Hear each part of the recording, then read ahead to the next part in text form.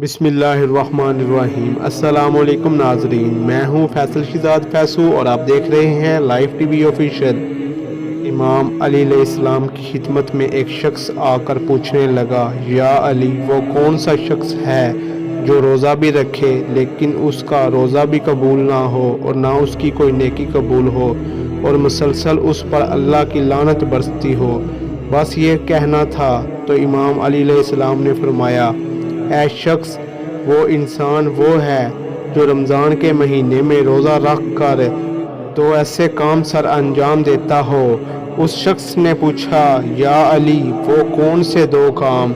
इमाम अली अलैहिस्सलाम ने फरमाया, पहला काम जो रोज़े की हालत में झूठ बोलता हो और दूसरा काम वो ज़माने में बेहयाई और बदकारी फैलाता हो।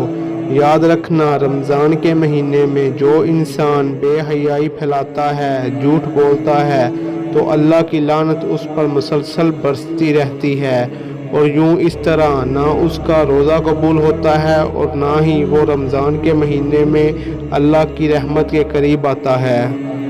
दोस्तों, हमें चाहिए कि इस रमज़ानुल मुबारक के मुक़द्दस महीने में जितना हो सकता है बुराई से बचें और अपने रब की रज़ा हासिल कर लें और इस रहमत वाले महीने में नेकियां कमा लें। इस वीडियो को सदका जारिया समझकर अपने दोस्तों के साथ व्हाट्सएप और फेसबुक पर शेयर करें ताकि आपके एक शेयर करने से किसी का फ़ायदा हो जाए।